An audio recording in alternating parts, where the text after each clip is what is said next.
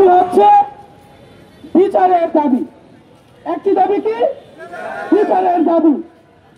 2 নম্বর দাবি হচ্ছে সঠিক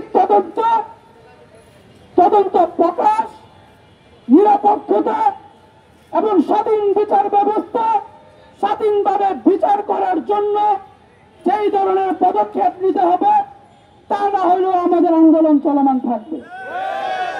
শুধুমাত্র আমাদেরকে চাকরি দিলে যে আমরা ঘরে ফিরে যাবো এমনটা না। বিডিআর কোনোদিনও রূপ লালসায় পড়ে নাই।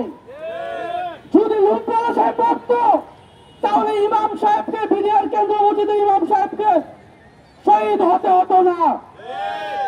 কেন্দ্রীয় মসজিদে ইমাম সাহেবকে অফার দেওয়া হয়েছে, আমি শেখ হাসিনা যা বলবো, যেভাবে বলবো, যা বলে দিব, যা শিখিয়ে দিব, তাই তুমি মঞ্চায়িত করবা, সাক্ষী দিবা। কিন্তু ইমাম সাহেব বলেছেন, আমি আল্লাহকে ভয় পাই, আমি মাতৃভূমিকে ভয় পাই, আমার এই জীবন যদি ন্যায়ের জন্য যদি না দিতে পারি, তাহলে আমার এই ন্যায় বিচারের জন্য আমি এই জীবন রেখে লাভ নাই।